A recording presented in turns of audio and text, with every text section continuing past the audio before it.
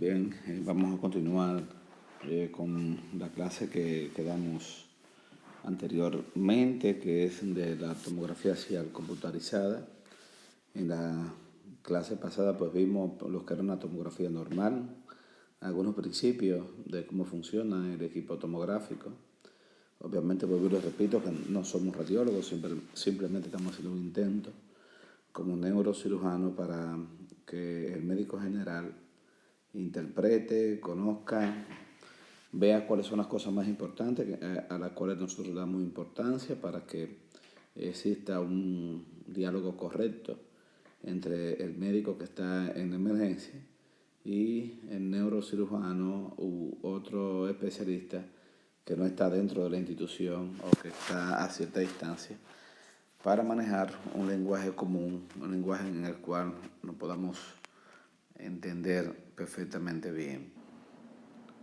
Bien, esta imagen que tenemos aquí, donde hemos puesto una tomografía de este lado y una resonancia de este lado, es para que ustedes vean la diferencia que hay entre una tomografía y una resonancia. Sin duda que la resonancia es un estudio de neuroimagen que lleva mayor definición anatómica, fíjense cómo se ven las estructuras anatómicas más definidas, pueden verse patologías más escondidas, más pequeñas, sobre todo en fosa craneana posterior, tallo cerebral, con más definición. Tiene la siguiente ventaja también, la resonancia magnética, y es que no emite radiación, por lo tanto se le puede hacer a una paciente que está embarazada. Pero la desventaja que tiene la resonancia magnética es que no es un estudio que está disponible con mucha facilidad en las diferentes clínicas u hospitales, y la tomografía es lo que se cuenta con ella siempre. La tomografía es mucho más económica que la resonancia magnética. Encima de eso, la tomografía para hacerse se hace mucho más rápido. Solo en 5 minutos ya una tomografía está hecha. Una resonancia necesita más tiempo, 20 a 30 minutos, sin moverse para nada. La tomografía puede moverse algo y no es tan sensible al movimiento. También la tomografía permite realizarse a pacientes en condiciones críticas porque es una dona que está alrededor de la cabeza del paciente. Por lo tanto, si este paciente está entubado, se puede hacer una tomografía, no así una resonancia, que es un tubo donde no se tiene acceso a la vía aérea y donde es imposible prácticamente hacerle una resonancia a un paciente con muchos aparatos puestos, con tubo endotraqueal, con monitor. No es que no se haga, pero resulta muy incómodo, muy fastidioso, porque muchos de esos monitores tienen piezas metálicas y el metal no puede entrar en el resonador. Aunque este no lleva radiación y este sí, este no se le puede hacer cuando es metal y a este sí. Este no se le puede hacer a las mujeres embarazadas por debajo de 5 meses de gestación, y este sí se le puede realizar a las mujeres embarazadas, no importa la edad gestacional. Pero también la tomografía ofrece la ventaja sobre la resonancia magnética de que el hueso se ve mejor, así que cuando queremos hacer reconstrucciones óseas de columna vertebral, de cráneo, es con tomografía que se trabaja. Las resonancias no son muy buenas para ver las estructuras óseas. Bien, cuando hablamos de tomografía y resonancia tenemos que usar un lenguaje totalmente diferente. Cuando hablamos de tomografía usamos la palabra denso. Cuando hablamos de resonancia usamos la palabra intenso. Entonces, ¿qué es lo denso? Lo denso, la densidad normal en tomografía es la densidad del cerebro.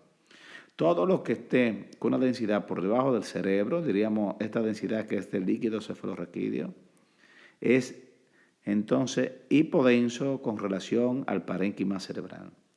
Y todo lo que sea más denso que el cerebro, como el hueso, por ejemplo, es hiperdenso con relación al parénquima cerebral. De tal forma que si encontramos una lesión, esa lesión, un tumor, puede ser hipodenso o puede ser hiperdenso. Ese es el lenguaje que se usa en tomografía. Por ejemplo, las calcificaciones de los plexos coroideos, que son normales, ustedes ven que son hiperdensos. El líquido cefalorraquídeo es hipodenso. Ese es el lenguaje que se utiliza entonces en tomografía. En resonancia se utiliza la palabra intenso. La intensidad normal es la intensidad del cerebro. Cuando es negro es hipointenso, y cuando es blanco, como la grasa aquí, es hiperintenso. Entonces, hay lesiones que son hiperintensas o hiperintensas. La tomografía, al igual que viene ventana ósea y ventana sangre, eso ya lo hemos mencionado. Y la resonancia viene hecha como en dos tiempos, en T1 y en T2. No vamos a entrar mucho en detalle porque eso es más de resonancia y este no es el objetivo. El objetivo nuestro es la tomografía. A ambos estudios, tanto la resonancia como la tomografía, se le puede administrar medio de contraste. Entonces ahí podemos hablar si la lesión que tiene, una lesión que tiene aquí, que ya sea hipodenso o hiperdensa, o aquí que ya sea hiporintenso o hiperintensa, puede ser hipercaptante o hipocaptante, y aquí también hipercaptante o hipocaptante de medio de contraste. O sea que la palabra captante, hipocaptante e hipercaptante tanto puede ser aplicable para un estudio de una resonancia, de una tomografía o de una resonancia magnética. Bien, nosotros vamos a ver la tomografía en 5 renglones importantes, que son los renglones más importantes que puede un médico en una emergencia, en una sala de urgencia, ver con más frecuencia, que son los traumas de cráneo, los eventos cerebrovasculares o accidentes cerebrovasculares, como usted quiere llamarles, los tumores cerebrales, las infecciones y la hidrocefalia. Hay enfermedades neurológicas muy extrañas, muy raras, que no son tan comunes. Hay hallazgos tomográficos, por ejemplo, de la esclerosis múltiple. Pues aquí no son tan frecuentes y por lo tanto no es el objetivo en esta clase enfocarnos en ellos, sino en las cosas que ustedes pueden ver con mayor frecuencia. Vamos a hablar de la tomografía en los traumas craneales.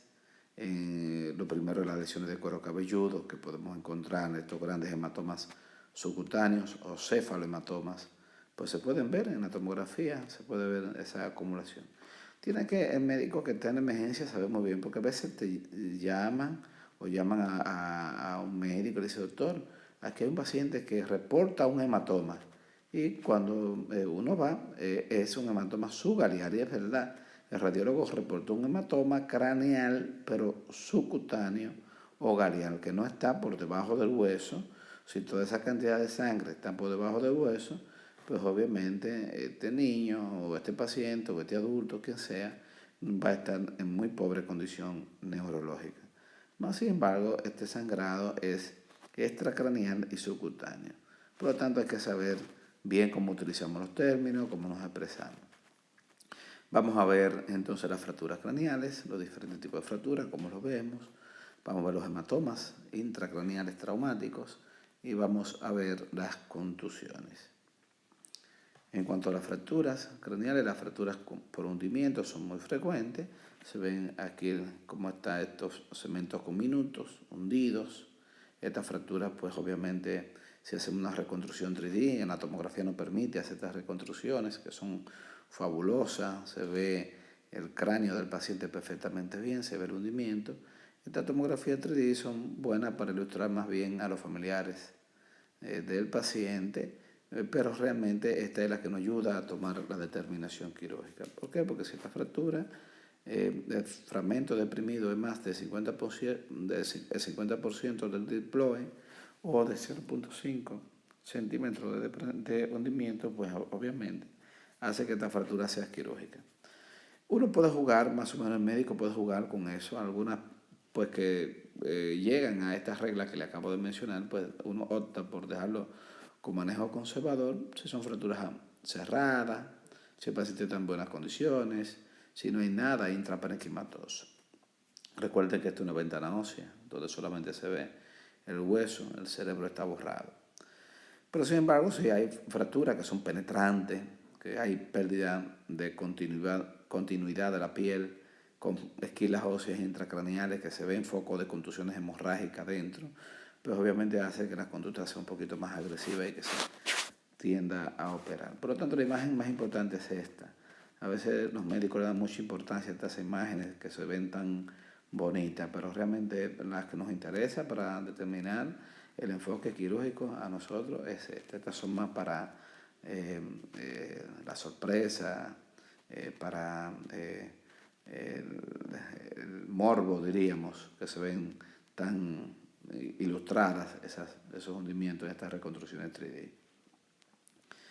Aquí tenemos, por ejemplo, otro paciente, ventana ósea, ventana sangre, el fragmento deprimido de hueso. Mire cómo están las esquilas óseas intracraneales. Hay entrada de aire dentro de la cavidad craneana. Lo más probable es que también hubo fuga de líquido cefalorraquídeo. Miren aquí, este es el mismo paciente. Una pedrada en la frente, como le hundió el cráneo, le abrió. Entonces esta es una fractura abierta, porque hay pérdida de continuidad de la piel, abierta y penetrante porque las esquilas óseas están intracraneales. Por lo tanto, estos pacientes hay que abordarse de forma enérgica, con lavados quirúrgicos, extracción de las esquilas, etc. Fracturas más pequeñas, como hundimiento como esto, ventana ósea, le pongo varias imágenes para que la tengan pendiente, para que no se le escapen. Posiblemente en el examen le pongo una imagen cualquiera de estas que están aquí y le digo, ¿qué usted ve ahí? Y usted tiene que decirme qué es lo que ve. Esta es una fractura con hundimiento a este nivel. Miren aquí cómo hay un cabalgamiento, el hueso, un fragmento de hueso se introduce por debajo del otro. Y aquí vemos fracturas lineales en estos trazos, aquí a estos niveles. Hay diferentes tipos, diferentes formas, por eso le estoy poniendo diferentes imágenes para que ustedes puedan manejarse y conocer diferentes. Recuerden, ventana ósea, y esto es ventana sangre.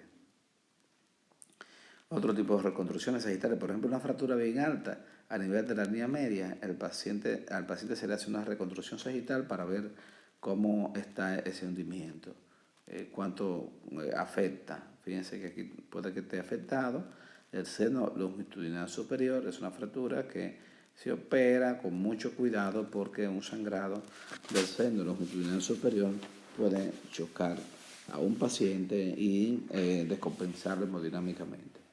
Pero el seno es sangre venosa que no va con mucha presión. Cuando estas esquilas se retiran, al paciente se le pone un parche de Helfoam y se puede suturar el seno y usualmente siempre se corrige, pero hay que tomar en cuenta de que se puede descompensar hemodinámicamente. Estas son reconstrucciones tomográficas parecidas a las que vimos anteriormente, que se puede hacer con el tomógrafo. Se pueden hacer muchas cosas con el tomógrafo. Y estas son las esquilas que están aquí, ventana hueso, y estas son las reconstrucciones. Bien, aquí tenemos la fractura en ping-pong de los niños hasta el año y 6 meses, al año y medio más o menos. El cráneo del niño no ha consolidado y por lo tanto el cráneo no se rompe, más bien se hunde. Se hunde como una pelota de jugar ping-pong, esa pelotita plástica de jugar ping-pong. Y cuando se corrigen desde el punto de vista quirúrgico, que lo que se hace es una especie de agujerito por aquí, se introduce cualquier pinza, hasta una pinza de esa hemostática, y se levanta ese cemento que está deprimido y suena igual como si fuese una pelotita de plástico de jugar ping-pong, y suena así, plap, y se corrige y el problema está resuelto.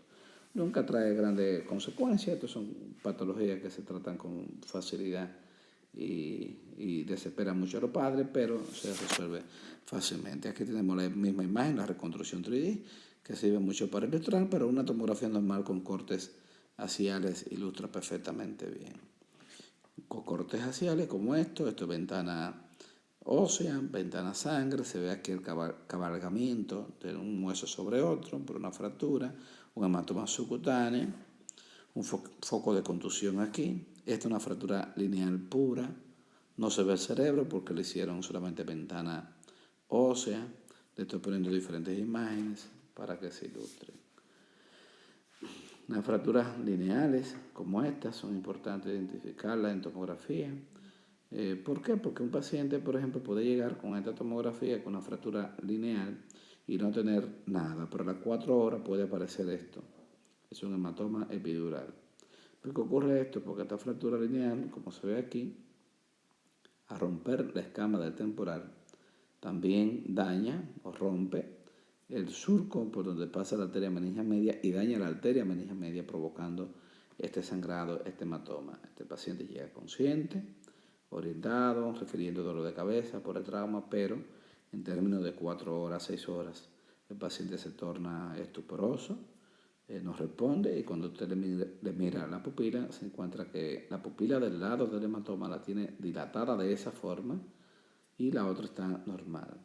O sea, siempre la anisocoria por un hematoma de esto es una anisocoria grosera. Hay pequeños cambios pupilares entre un paciente y otro que son normales, pero es una anisocoria grosera como esto, que en un paciente en coma denota obviamente que hay un hematoma o cualquier lesión ocupativa de espacio intracraneal que está desplazando el cerebro y por lo tanto está desplazando el tercer par craneal de ese mismo lado y dilata la pupila. Un paciente que tenga anisocoria, pero que llegue consciente a una emergencia y con una pupila dilatada y la otra no, usualmente por un trauma local a nivel del ojo, usualmente tiene una equimosis periorbitaria y es por daño del ganglio ciliar. Si el paciente llega a la emergencia con anisocoria caminando, tranquilo, que no pasa nada, es un trauma local, pero si está en estupor o en coma y está anisocórico, este es un paciente que amerita un drenaje quirúrgico urgente de ese hematoma. Bien, dentro de las imágenes también les daré algunas connotaciones clínicas, porque esta no es una clase de radiología como tal, sino de neurociencia, y por lo tanto sin querer se me escapan algunos conceptos clínicos que lo vamos a seguir revisando, que en el contexto de las imágenes pues queda muy bien, porque si relacionamos las imágenes con la clínica, pues podemos hacer una muy buena revisión. Aquí tenemos más de lo mismo, el hematoma epidural, la fractura lineal, labra el surco de la arteria meningia media y mire el hematoma en diferentes cortes. Pequeñito aquí, a medida que vamos subiendo, el hematoma se va agrandando y luego ya a nivel de la convexidad se va achicando.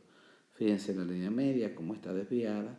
Siempre en la tomografía, recuerden lo que yo les dije en la clase pasada, que se traza una línea imaginaria desde antero-posterior por la línea media y se observa si esa línea media está desplazada. Si esa línea media está desplazada, obviamente por la lesión ocupativa de espacio, y es indicativo de que este paciente amerita una intervención quirúrgica urgente. Fíjense la línea media desplazada aquí, miren aquí cómo está desplazada y miren este hematoma, el hematoma epidural. Bien, más hematomas epidurales, se los voy a ilustrar. Los hematomas epidurales tienen una particularidad y que son imágenes biconvexas, son convexas hacia el hueso y convexas hacia el parénquima cerebral. Miren, le puse varios hematomas epidurales para que se ilustren, grandes, frontales, convexitales, pequeñitos como estos, que usualmente estos cursan de forma asintomática y no se le hace nada. Fíjense que hay desviación de la línea media, miren cómo está desviada. De seguro que este paciente con esa tomografía está inconsciente, en estupor o coma, tiene una anisocoria, pero tal vez este esté con ningún síntoma. Este puede que tenga algo de síntomas ya importantes, cefalea y vómito. Este puede que esté frontalizado porque el hematoma esté en el lóbulo frontal. En fin, los hay de diferentes formas. Entonces, la forma del hematoma epidural que está por encima de la dura madre es un hematoma biconvexo, convexo hacia el parénquima cerebral y convexo hacia el cerebro. Parece una pelota de fútbol americano o parece un limón o una pelota de fútbol americano.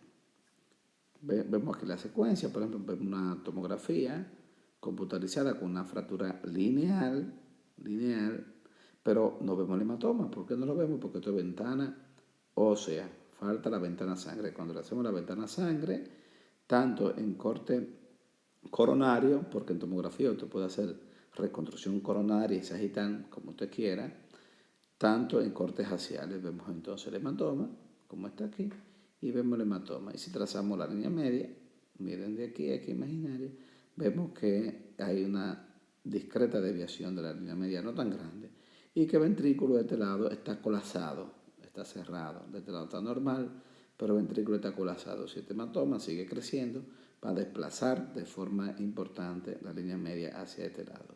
También el colapso ventricular lo podemos ver aquí. Aquí está normal, pero aquí está colapsado. Recuerden, fractura lineal se asocia siempre a hematoma epidural. Pacientes que llegan bien, conscientes, hablando, pero a medida que el hematoma se va expandiendo, pues el paciente puede irse deteriorando. Ahora, obviamente vemos el otro tipo de hematoma, muy diferente, que es el hematoma subdural, el hematoma que está por debajo de la dura madre y por encima del parénquima cerebral. Igual de peligroso que el hematoma epidural, pero el paciente usualmente entra en coma inmediatamente, tiene una progresión más rápida. El paciente que camina y habla y se deteriora a las 4 horas, a las 5 horas, etcétera, es el hematoma epidural. El hematoma subdural, usualmente el paciente desde el inicio del trauma se deteriora, se descompensa. Encontramos esta imagen como en forma de una banana, de un guineo o de semiluna. Mírenlo aquí, hiperdenso con relación al parénquima cerebral. Vemos lo mismo, la línea media desviada. Este es un paciente que está muy mal, está anisocórico, está en estupor o en coma y hay una desviación de la línea media, por lo tanto hay una herniación cerebral, que puede ser un CAL, puede ser el transtentorial, etc. O sulfacina. Mira, aquí vemos más de lo mismo, esta lesión en forma de semiluna o de banana, de guineo hiperdensa, con desplazamiento de la línea media y con obliteración de todo el sistema ventricular. Vemos otro más pequeño, le estoy poniendo diferentes imágenes. Fíjense que la densidad del parénquima cerebral puede variar de acuerdo al técnico que revela la placa. Se puede jugar en la computadora, el técnico o usted mismo, si tiene habilidad, pues con el mouse puede jugar con la densidad cerebral, irla borrando, poniéndola más hiperdenso, más hipodenso, incluso llegar a la densidad, borrar totalmente el cerebro y quedarse solamente con la convexidad. Vemos más hematomas subdurales, le estoy poniendo varios para que tengan mucha relación, se vayan relacionando. Vemos aquí cómo se ve todo ese gran hematoma subdural y vemos cómo la línea media está desviada para el otro lado. O sea, ustedes están en una urgencia, una emergencia y ustedes describen esa lesión y le dicen al médico a quien están llamando que tienen un paciente con una imagen hiperdensa, con vesital izquierda. Este es el lado izquierdo porque es el lado derecho del cuerpo nuestro y que está desplazando la línea media de forma importante y el médico le va a preguntar ¿y cómo está ese paciente? Y usted le va a decir que está anisocórico, que está en estupor con la pupila izquierda dilatada. Entonces ya ese médico tiene una idea de la urgencia que tiene ese paciente de un drenaje quirúrgico. Vemos aquí, este hematoma tiene una particularidad de que es isodenso con el parénquima cerebral. Este paciente pueda que se haya formado este hematoma lentamente. Este es un hematoma agudo, este es subagudo y este es crónico. ¿Qué diferencia hay? El hematoma agudo se forma en las primeras horas, hasta las 24, 48 a 72 horas. El subagudo se forma de las 72 horas en adelante, hasta el quinto día más o menos, y el crónico es un hematoma que se forma del día 7, 8, 10, hasta 2 meses después de un trauma se puede formar este hematoma subdural crónico. El hematoma subdural agudo es el hematoma del paciente joven, que se muere rápidamente si no se interviene quirúrgicamente. Deja secuelas neurológicas terribles, puede dejar.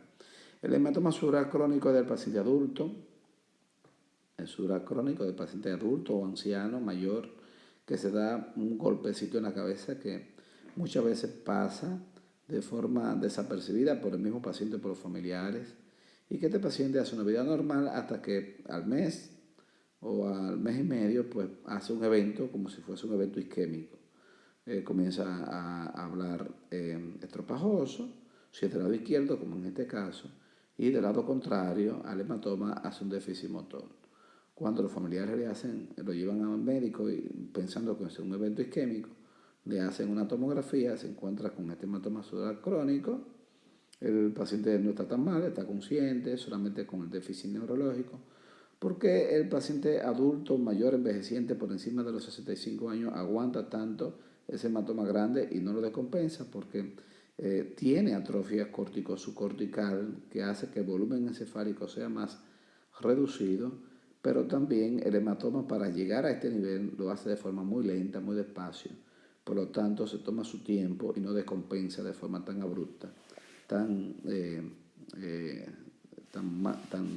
no lo deteriora, no lo lleva a un coma tan severo y tan rápido como lo hace con el hematoma subdural agudo. En este caso del paciente joven hay que hacer una craneotomía descompresiva amplia y este paciente va para el ventilador, luego del ventilador termina con traqueotomía. Pero en este caso, a este paciente envejeciente se le puede hacer solo un agujerito de trépano aquí y otro agujerito de trépano aquí. Eso se lava, se echa agua por aquí, sale por aquí, se le puede poner un pequeño tren y este paciente tiene un pronóstico muy favorable y a los 2 días ya está en su casa sin ventilación y sin nada. Estos subagudos también evolucionan bastante bien, usualmente están un poquito más sintomáticos que estos y también se le hace un par de agujeritos y puede salir perfectamente bien sin necesidad de hacerle craneotomía amplia como en este caso. Hay hematomas subdurales que pueden parecer hematomas epidurales como este por ejemplo. Fíjense, yo les dije que la imagen del hematoma subdural es convexo hacia el parénquima cerebral y cóncavo hacia el cerebro. Al contrario del hematoma epidural que es biconvexo.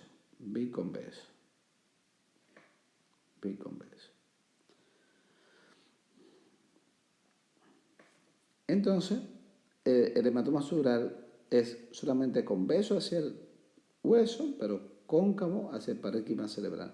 Hay algunos hematomas subdurales que hacen una pequeña imagen biconvexa y simula mucho un hematoma epidural. Para fines prácticos son quirúrgicos ambos como quieran, no hay ningún problema con eso. A veces uno entra a cirugía con la duda y cuando se opera que dice, pero mira, resultó ser sutural y no epidural. No hay inconveniente con eso porque para fines prácticos el abordaje quirúrgico no cambia, como quiera se opera. Bien, esta imagen ilustra muy bien entre la diferencia de un hematoma epidural que parece un limón, mírenlo aquí, biconvexo, y el hematoma subdural que parece una banana o un guineo, fíjense, convexo hacia el parénquima cerebral y cóncavo convexo hacia el hueso y cóncavo hacia el parénquima cerebral. Bien, también podemos encontrar hematomas intraparenquimatosos, traumáticos y no traumáticos. Aquí nos vamos a enfocar más en los traumáticos que pueden drenar el sistema ventricular o no.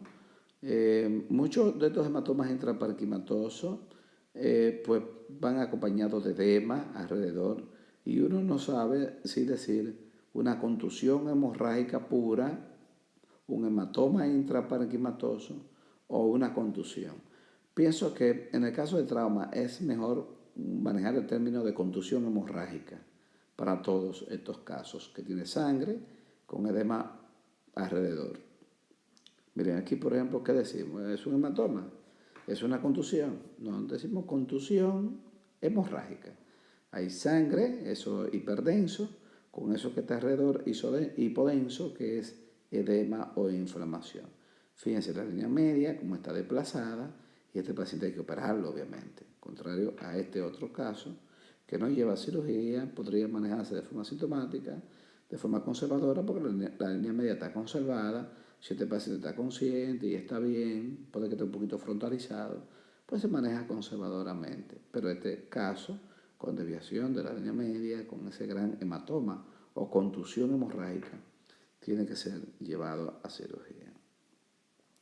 Hematomas como estos, por ejemplo, temporales, son peligrosos porque el uncus del lóbulo temporal se puede desplazar hacia el otro lado, comprimir el tallo cerebral y producir alteración del nivel de conciencia, siendo contusiones pequeñas, contusión hemorrágica con edema alrededor o contusiones solas o hematoma solo. Eso depende de la terminología que el médico, el radiólogo quiera utilizar. En la fosa craneana posterior, esas contusiones hemorrágicas o esos hematomas o esas contusiones solas son muy peligrosas porque la fosa craneana posterior es bastante pequeña y porque está ocupada por estructuras muy nobles como son el cerebelo y el tallo cerebral que no permiten mucha compresión. Por lo tanto, una contusión aquí es muy peligrosa, una contusión aquí pues tal vez es peligrosa pero no tanto. Algunas contusiones pequeñitas, le estoy poniendo diferentes imágenes de contusiones, hematomas, las contusiones, pues aquí una contusión predomina el edema y un hematoma traumático predomina la sangre. Aquí discreto foco hemorrágico con edemas pequeños. Este es un paciente que lo más probable está frontalizado, agitado, combativo porque la contusión es en el lóbulo frontal. Aquí tenemos edema, perilesional, focos contusivos, hemorrágicos. Fíjense lo que les decía, no podemos diferenciar entre contusiones y hemorragia. Si yo le pongo esta imagen y yo le digo que me describan lo que hay ahí, y usted me dice, tiene una contusión hemorrágica, yo se la acepto. Si me dice que tiene una contusión sola, se la acepto. Si me dice que tiene una hemorragia intracerebral con edema perilesional, también se la acepto. O sea, esos términos son aceptados. Tiene un poquito de sangre difusa, aquí regada, difusa, no organizada. Ejemplos más de contusiones con edema, contusiones más difusas. A esto no. Esto si me ponen que tiene un hematoma, yo no se lo puedo aceptar. Esto es una contusión. Fíjense que son focos hemorrágicos dispersos, regados, pero no tan organizados, con mucho edema alrededor. Contusiones difusas también, de un lado y del otro, con componentes hemorrágicos, edema, sangre y algunos focos contusivos. Pueden ser pequeñitas, como esto, con edema alrededor. Este paciente puede que esté bien. Pero esta misma tomografía puede, en términos de horas o días, evolucionar a esa tomografía. La tomografía es una fotografía del cerebro en ese momento, que no quiere decir que en 24, 48 horas cambie a esto. Eso puede seguir cambiando, seguir evolucionando a muchos focos contusivos regados en diferentes partes. También podemos encontrar en la tomografía, en los traumas, una presencia de aire, eso se llama neumoencéfalo. Recuerden que yo les decía siempre en la clase que a medida que sale líquido cefalorraquídeo, entra aire, que le ponía el ejemplo de la latita de leche que usamos en nuestra cocina, que la usamos para, le hacemos dos agujeritos y entonces en esos dos agujeritos por uno entra el aire y por otro sale la leche. Igual aquí, cuando hay fractura de base del cráneo, sale líquido cefalorraquídeo, suponiendo aquí que salga líquido cefalorraquídeo a nivel nasal.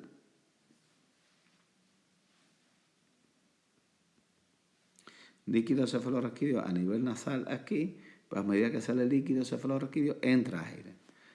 A veces son neumoencéfalos pequeñitos como estos, y estos neumoencéfalos, por fractura de la base del cráneo, miren, tiene un poquito de aire incluso en la cavidad orbitaria.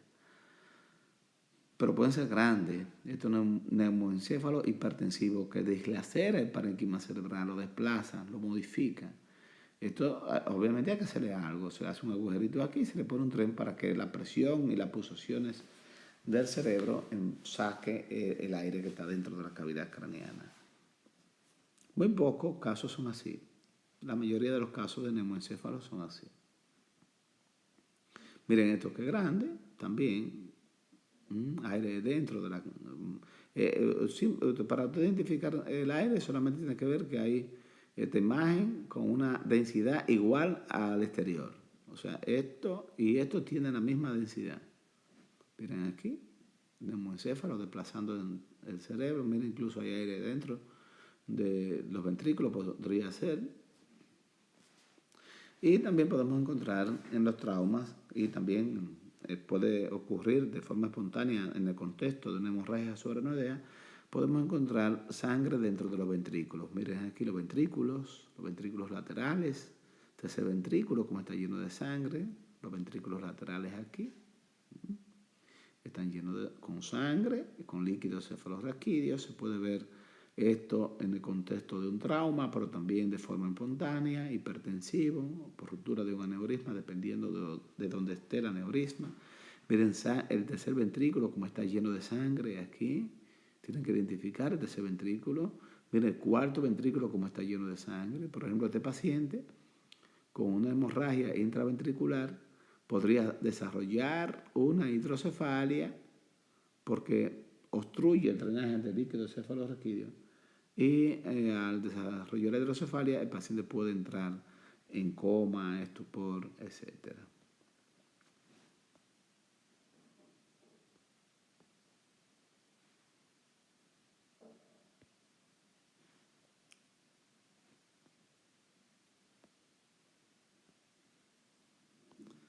Bien, hasta aquí terminamos esta parte de trauma. Vamos a seguir con la segunda parte de esta clase, que es donde entramos ya a los eventos cerebrovasculares y lo que podemos encontrar en la tomografía.